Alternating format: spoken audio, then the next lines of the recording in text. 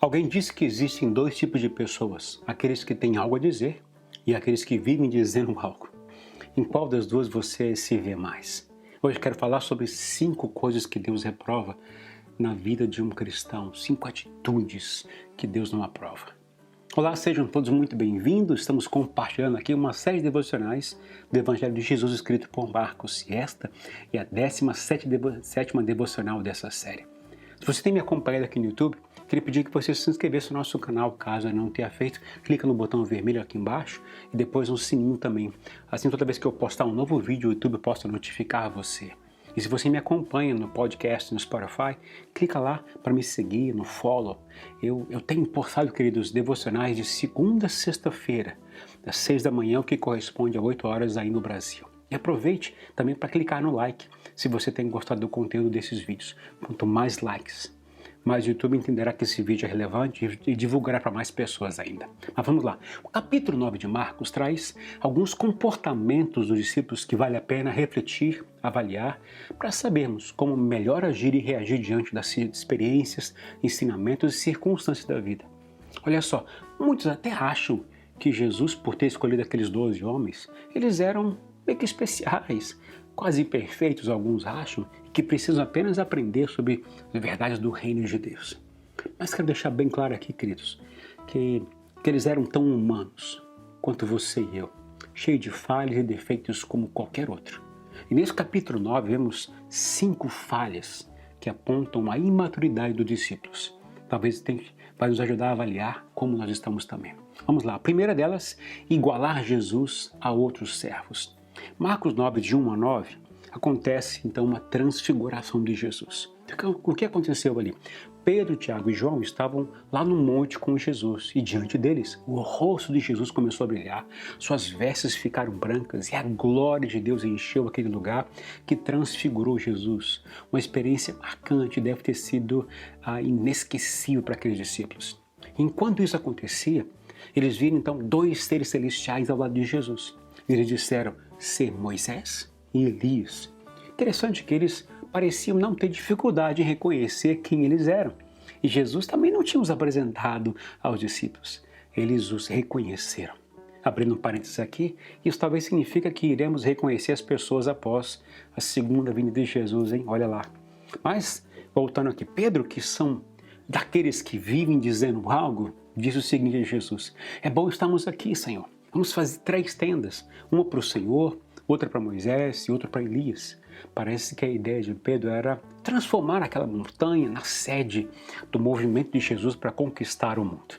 Isso mostra o quão tolo ele era, o quão pouco ele entendia o que Jesus estava tentando dizer a eles. E de repente apareceu uma nuvem e os envolveu. E dela saiu uma voz que dizia: este é meu filho amado, ouçam-no. Marcos 9:7. Não há dúvida de que esta é uma correção da declaração de Pedro. Era o próprio Deus dizendo: Pedro, não coloque Jesus no mesmo nível de Moisés e Elias. Ele é aquele de quem Moisés e Elias falaram. Ele é aquele que cumpriu todas as profecias dos profetas e os sacrifícios da lei. Ouçam-no, ouçam-no. Esse é meu filho amado, tudo é sobre ele, tudo é para ele. O nome dele está acima de todos os nomes. Por isso, não iguale, não coloque ninguém no mesmo nível de Jesus. Talvez trazendo para nós hoje seria o seguinte: não coloque o pastor, o apóstolo, ou qualquer pessoa, mesmo filho, no mesmo nível de Jesus. O Pai disse claramente: ouçam a meu filho, somente a meu filho, ouçam a meu filho. Segundo, depender mais de seus conhecimentos do que de Deus. Marcos 9, 14, 32 conta que enquanto Jesus estava lá no monte com Pedro, Tiago e João, os outros discípulos estavam lá embaixo, no pé da montanha, tentando expulsar o demônio de um menino, mas não conseguiram libertá-lo. E quando desce da montanha, vê as pessoas aglomeradas e se discutindo, Jesus chega a eles e lhes pergunta: o que vocês estão discutindo? E um homem no meio da multidão vai responder o seguinte: mestre, eu te trouxe o meu filho que está com um espírito que o impede de falar. Onde quer que o apanhe, joga-o no chão. Ele espuma pela boca, arranja os dentes e fica rígido.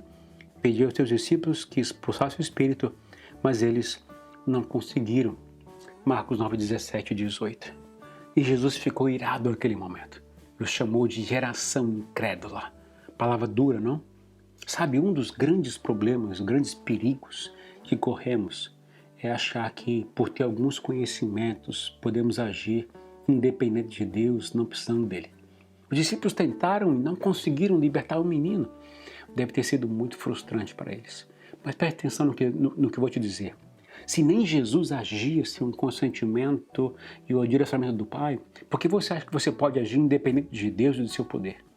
Guarde bem o que eu vou te dizer. Seus conhecimentos acerca de Deus, da sua palavra, do seu poder, têm uma função de aproximar de Deus. E quanto mais você se aproxima dele, mais dependente se torna dele. Então Jesus, depois que libertou o menino, foi embora com seus discípulos, foi para casa. E lá os discípulos em particular lhe perguntaram: por que não conseguimos expulsá-lo, Senhor? E Jesus respondeu: essa espécie só sai pela oração e pelo jejum. Você conhece algum crente que ora, lê a Bíblia e jejum e acha que o poder está em suas palavras? Pois é. Jesus ensina aqui que todas as coisas devem te levar a ser cada vez mais dependentes de Deus e não te colocar como superior e donos da verdade. Terceiro, se achar o cara.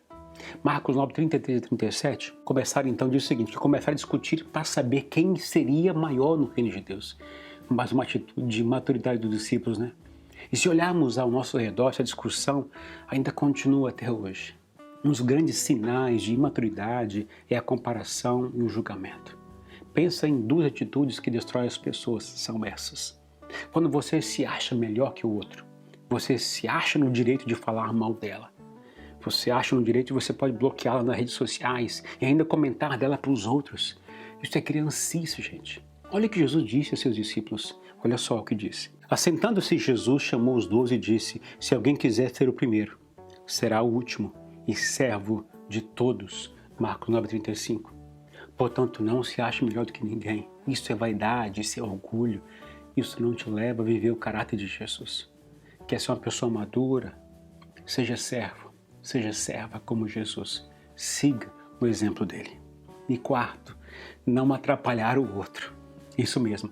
Marcos 9, 38 a 41 diz o seguinte, que os discípulos queriam impedir um homem de expulsar demônios em nome de Jesus por não andar com eles, por não fazer como eles. Infelizmente, muitos se acham donos de Jesus, donos do ministério, donos da verdade e acabam criticando e tentando atrapalhar o ministério do outro só porque não é como ele, não caminha com Jesus como ele caminha ou porque faz coisas diferentes dele. Olha como Jesus respondeu a eles naquele momento. Não o impeçam. Ninguém que faça um milagre em meu nome pode falar mal de mim logo em seguida, pois quem não é contra nós está a nosso favor. Marcos 9, 39 e 40. Isso parece ser ridículo, não é? Mas infelizmente é mais comum do que imaginamos. E quinto, não induzir o outro a pecar. Marcos 9,42 diz o seguinte, se alguém fizer tropeçar um desses pequeninos e que crê em mim, seria melhor que fosse lançado no mar com uma grande pedra amarrada no pescoço. Os versos 42 até o verso 50 fala do alerta de Jesus àqueles que induzem o outro a pecar. Jesus sabe que sempre vão acontecer coisas que levarão as pessoas a caírem em pecado, mas ai do culpado. Jesus está chamando a atenção daqueles que provocam o outro para cair em pecado. Por exemplo, aqui, olha só, uma mulher que usa roupa indecente no meio de homens, beber bebida alcoólica no meio de pessoas ex-viciadas, que se converteram, deixaram o vício, falar de alguém para um fofoqueiro, uma fofoqueira. Sabe, queridos, cuidado com uma frase, isso não tem nada a ver.